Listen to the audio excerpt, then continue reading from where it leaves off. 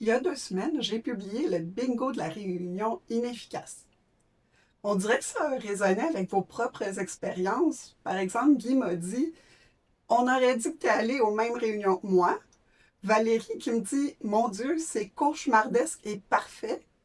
Romain qui dit: Le pire, c'est quand on coche une ligne complète dans la même réunion. Et Geneviève qui dit: Bingo ou carte pleine, j'ai déjà vécu l'ensemble dans une même réunion. Aujourd'hui, on va passer du rire à la solution. Je vais te montrer comment mesurer objectivement si une réunion vaut la peine d'exister. Avec le même outil que j'utilise en accompagnement de gestionnaire, je vais te montrer comment on peut mesurer ça. Mais d'abord, un commentaire de Caroline qui a dit quelque chose qui sonne tellement juste. Elle dit: le concept est brillant parce que plus tu complètes de cases, plus tu réalises que tu perds. Chaque case cochée, c'est un peu d'énergie et de crédibilité en moins. C'est là que la culture se joue pour vrai. Caroline a vraiment mis le doigt exactement sur le bobo. C'est plus que du temps, c'est la culture organisationnelle qui est en jeu. Du bingo à la transformation. Le bingo contenait 25 symptômes, mais je les regroupe en 3 grands signes clairs. Le signe numéro 1, pas de cadre structuré. Pourquoi c'est grave? Mais parce que sans préparation, on réagit au lieu de réfléchir. Les décisions sont reportées systématiquement et on gaspille collectivement notre temps. Le signe numéro 2, c'est quand on n'apprend rien de nouveau. Pourquoi c'est grave? Parce que s'il n'y a pas d'interaction puis que c'est statique, ça pourrait être juste un email.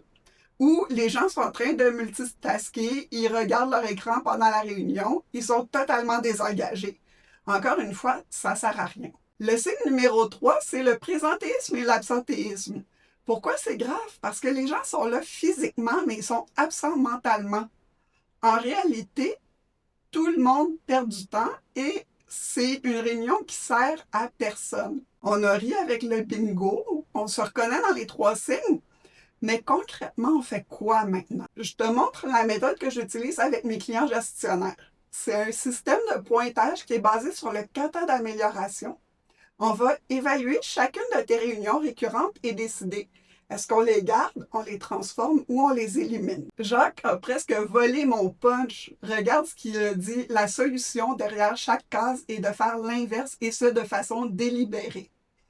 Exactement. C'est précisément ce que mesure le score kata. Est-ce que ta réunion permet d'agir de façon délibérée? 2 questions, 6 points maximum, tu vas voir, c'est assez simple. Première question: comment on révise les actions accomplies? 0 point si on les regarde jamais. 1 point si on leur donne un statut: oui, non, en cours, fait, pas fait. 2 points, le résultat. Donc, est-ce qu'on a résolu le problème? C'est là que ça commence à être utile parce qu'on se demande si ça a vraiment fonctionné. Et 3 points si on note aussi des apprentissages.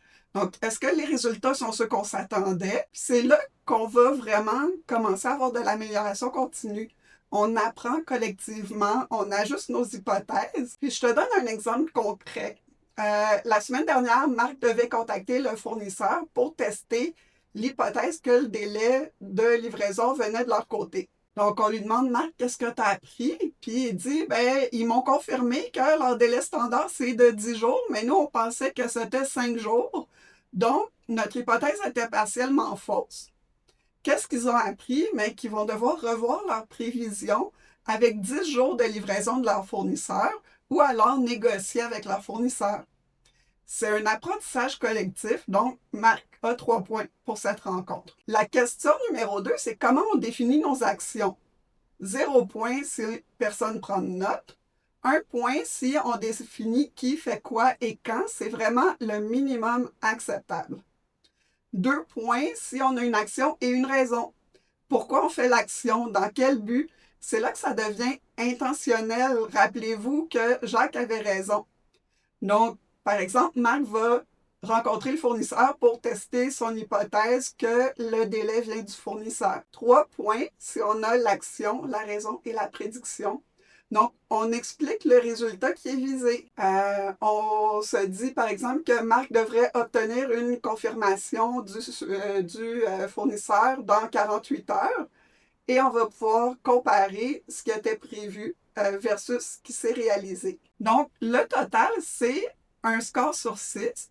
Si on a 0 ou 1 point, mais la réaction n'est pas super. Elle ne génère pas d'apprentissage, il n'y a rien de structuré.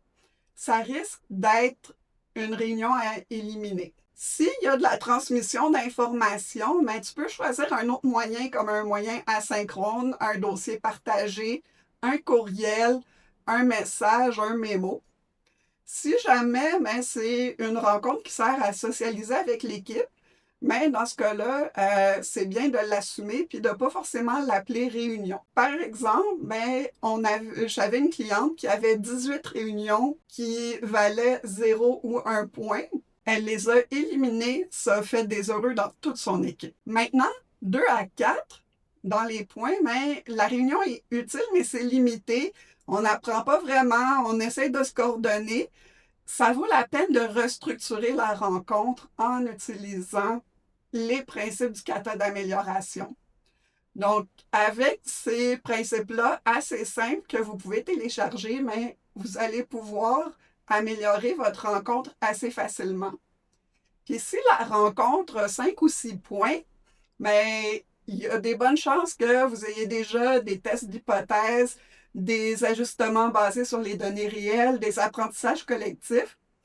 C'est exactement les bonnes pratiques et c'est ces réunions-là qui deviennent les moments privilégiés pour se coordonner avec l'équipe et avancer.